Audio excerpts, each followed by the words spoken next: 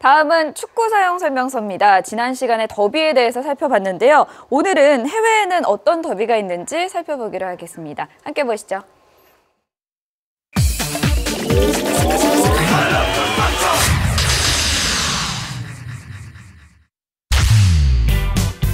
안 그래도 제가 이번 주제는 슈퍼매치 관련해서 하면 어떨까 이런 생각을 해봤는데, 더비는 원래는 이제 로컬 경기, 우리나라에서는 조금 더 확장된 의미로 쓰이는 경우들이 있어요. 라이벌 매치 같은 경우에도 더비다 이렇게 부르기도 합니다. 그리고 참고로 슈퍼매치 말고도 K리그는 아주 치열한 더비, 또 피파에서 소개했던 더비가 하나 더 있습니다. 또 다른 더비들은 뭐가 있을까요? 모기열이 같아서 생긴 제철가 더비도 있습니다. 그리고 현대가 더비도 여기 있고요. 또 동해안 더비와 함께 대표적인 로컬 더비로 꼽히는 전북과 전남의 호남 더비도 있습니다. 제가 생각했던 것보다 K리그도 정말 많은 더비들이 있는 것 같아요. 자, 축구 사용 설명서. 오늘은 지난 시간에 이어서 네. 더비에 대해서 또 알아보겠는데, 네. 오늘은 하편입니다. 해외 더비 중에서 축구의 본고장인 유럽의 더비들을 알아보도록 하겠습니다. 네. 공부를 잘하는 전국 1등에게 제가 축구 가요를 해주고 있는 영광의 시간을 갖고 있는데, 제가 안 그래도 지난주에 이어서 공부를 좀 해왔어요. 네. 저희가 지난 시간에도 다뤘던 엘 클라시코에 대해서 공부를 좀 해왔는데, 이게 바르셀로나와 레알 마드리드의 더비잖아요. 그렇죠. 언제나 엘 클라시코에는 최근 몇 년 동안 신기의 두 명의 선수, 전 세계 축구 팬들의 투톱, 메시와 호날두가 섞여 있기 때문에 더 재밌었는데요. 네. 최근에는 네이마르와 수아레스, 그러니까 인간계에서 이제 신계 쪽으로 슬슬 넘어가려고 하는 두 선수가 또 네. 연루가 돼 있기 때문에 엘 클라시코는 점점 더 뜨거워지고 있습니다.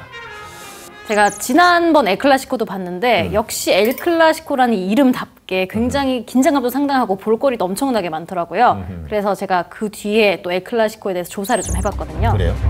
엘 클라시코 역사가 무려 113년이나 됐다고 하는데요. 네. 1902년 첫 대결을 시작으로 230번의 맞대결을 펼쳤는데, 아직까지는 레알 마드리드가 상대 전적에서 아주 살짝 앞서가고 있다고 합니다. 그렇군요. 어쨌든 해외에는, 특히 유럽에는 김선재 아나운서가 이야기한 엘 클라시코를 포함해서 정말 유서 깊은 라이벌 매치와 더비들이 많이 있습니다. 네. 일단 프리미어 리그부터 좀 알아보도록 하죠. 네. 프리미어 리그에는 어떤 더비가 있을까요? 제가 이것도 공부를 해왔는데 가장 오래된 더비, 머지사이드 더비. 머지사이드 더비, 그렇죠. 리버풀 대 에버튼. 네. 어떻게 알고 있어요? 이 머지사이드 더비는 잉글랜드 머지사이드주의 리버풀을 연고지로 한 리버풀과 에버튼의 대결을 말하는데요. 네. 두 팀의 첫 대결은 무려 1894년 10월로 잉글랜드에서 가장 오래된 더비예요. 최근에 리버풀의 전 감독인 로저스 감독이 머지사이드 경기 직후에 경질이 돼서 화제를 모았는데, 이 머지사이드 더비는 조금 독특한 점이 있습니다.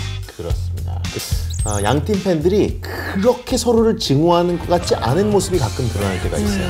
약간 프렌들리 더비다, 이런 네. 별칭까지 붙기도 했었는데, 제가 인터넷으로 검색을 해보니까 실제로 거리도 굉장히 가깝더라고요. 걸어서 10분에서 15분 정도로 가까워서 또 화기애애할 수 있지 않은가 싶기도 한데, 그런데 경기 내용으로 들어가 보면 완전히 다르더라고요. 그렇습니다. 특히 최근에 머지사이드 더비에서 카드 발급이 굉장히 많이 됐었습니다. 네. 아주 치열한 더비 중에 하나고요. 또 이 머지사이드 더비 말고도 프리미어 리그는 여러 가지 더비가 있는데, 맨유와 맨시티의 맨체스터 더비, 최근에는 프리미어 리그에서 가장 핫한 더비죠. 또 맨유와 리버풀의 노스웨스트 더비, 아주 뿌리 깊은 증오의 감정을 갖고 있습니다. 그리고 뉴캐슬과 썬더랜드의 타인웨어 더비, 이런 수많은 더비들이 펼쳐지고 있는데, 사실 국내 팬들에게 가장 유명했던 더비는 북런던 더비, 바로 토트넘과 아스날의 경기라고 할 수 있겠습니다. 네, 그리고 이 팀의 경쟁 의식이 경기 외적으로도 굉장히 많은 것 같아요. 그렇죠. 손흥민 선수가 이적을 할 때 차는 절대 빨간색 차는 사지 말아달라, 이런 얘기까지 있었죠. 그렇습니다. 그래서 빨간색이 아니라 약간 짙은 남색 같은 네. 차를 타는 손흥민 선수로 알고 있는데, 크리스마스에도 이 토트넘 팬들은 산타 복장을 많이 할 텐데 네. 빨간색을 절대 하지 않습니다. 그럼 오히려 파란색 산타 옷을 입을 정도로 양 팀의 라이벌 관계 의식은 대단합니다. 진짜 경기 외적으로까지 이러는 걸 보면 상당히 그 열기도 뜨거운 것 같은데, 다른 리그에도 이런 더비들이 많죠. 네, 축구에 대한 열정하면 잉글랜드 못지않은 게 바로 독일인데, 네. 독일에서 굉장히 뿌리 깊은 증오의 감정을 갖고 있는 더비가 바로 레비어 더비입니다. 90년 역사를 자랑하는 레비어 더비, 레비어 지방에 연고를 둔 도르트문트와 샬케 공사의 경기를 가리키는 분데스리가의 대표적인 더비인데요. 두 팀의 경기가 펼쳐지는 날에는 경찰들도 총 비상사태에 돌입할 정도입니다.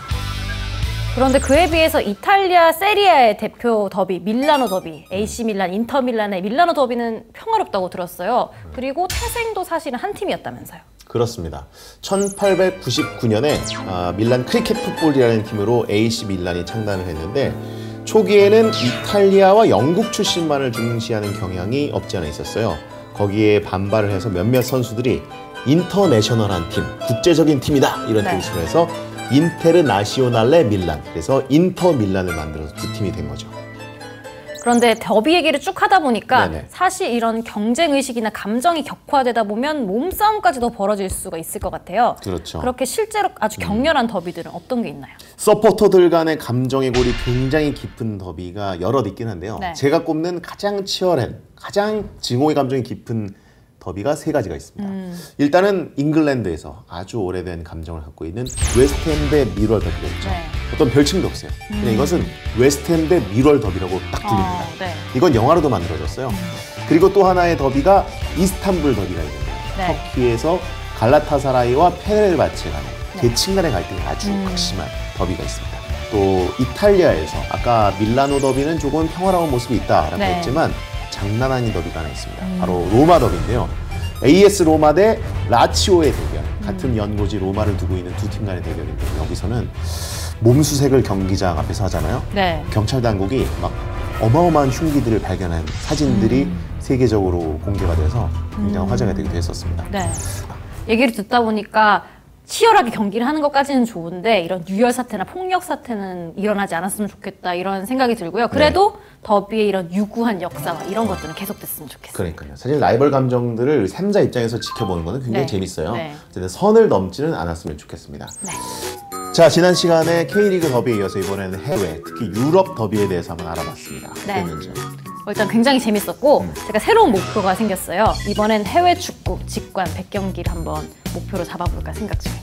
돈이 많이 들 것 같아요. 네. 저 같은 경우에는 축구 캐스터니까 사실은 오늘 이야기했던 해외 더비들을 직접 관전하고 직접 중계하는 게 어떻게 보면 저의 꿈이자 버킷리스트입니다. 꼭 이루어졌으면 좋겠어요. 네. 자비로라도요. 그런 의미에서 한번 외쳐보죠. 대한민국 모든 국민이 축구 고수가 되는 그날까지. 축구 사용 설명서는 계속됩니다.